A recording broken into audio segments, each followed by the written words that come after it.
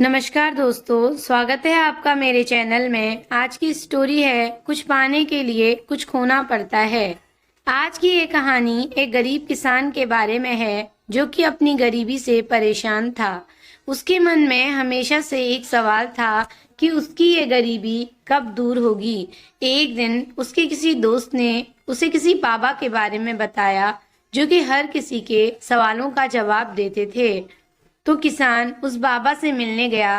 रास्ते में उसे एक जंगल में से गुजरना पड़ा। वो रास्ता बहुत लंबा था। चलते चलते उसे रात हो गई थी। वो रात को कहीं रुकने के लिए कोई जगह तलाश करने लगा। थोड़ी दूर जाते ही उसे एक घर दिखाई दिया। वो उस घर की तरफ गया। बाहर एक आदमी खड़ा था जो कि उस घर का मालिक था। उसने उसे वहां एक रात रुकने की इजाजत मांगी। उस आदमी ने उसे घर पर रुकने की मंजूरी दे दी। सुबह जब किसान वहां से जाने लगा तो उस घर के मालिक ने पूछा कि तुम कहाँ जा रहे हो। तो किसान ने उसे सारी बात बताई।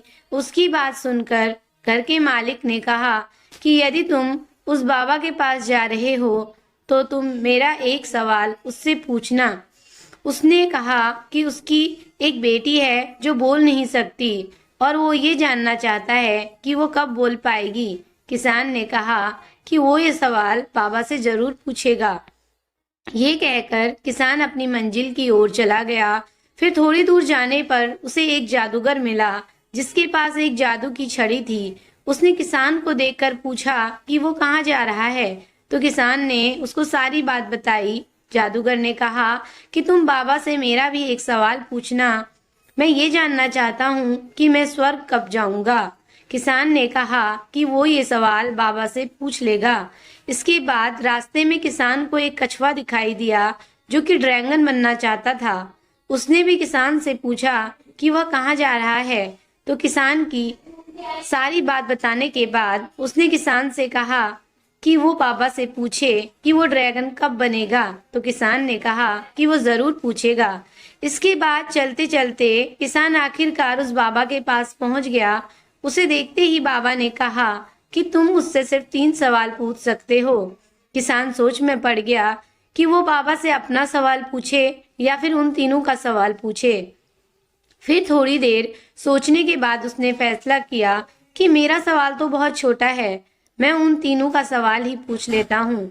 तो किसान ने बाबा से घर के मालिक की बेटी के बारे में पूछा। तो बाबा ने जवाब दिया कि जब उसकी शादी हो जाएगी तब वो बोलने लगेगी। फिर किसान ने जादूगर का सवाल पूछा।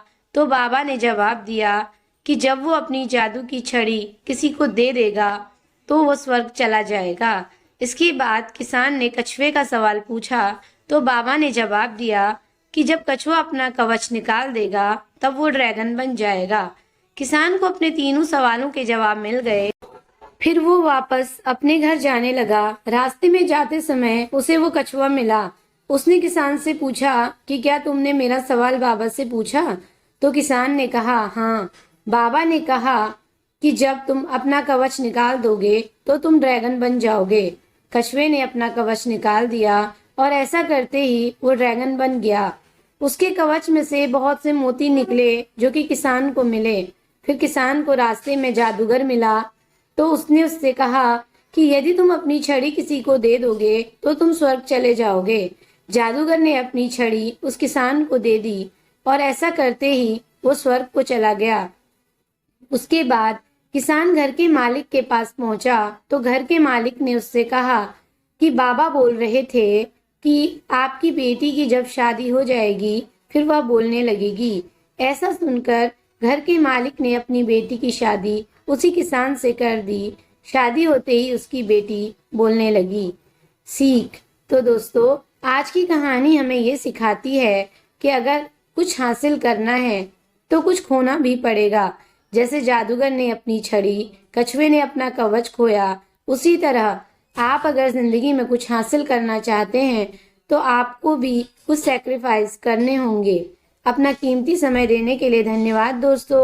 अगर कहानी अच्छी लगी हो तो लाइक करें, शेयर करें और मेरे चैनल को सब्सक्राइब करें। Thank you for watching.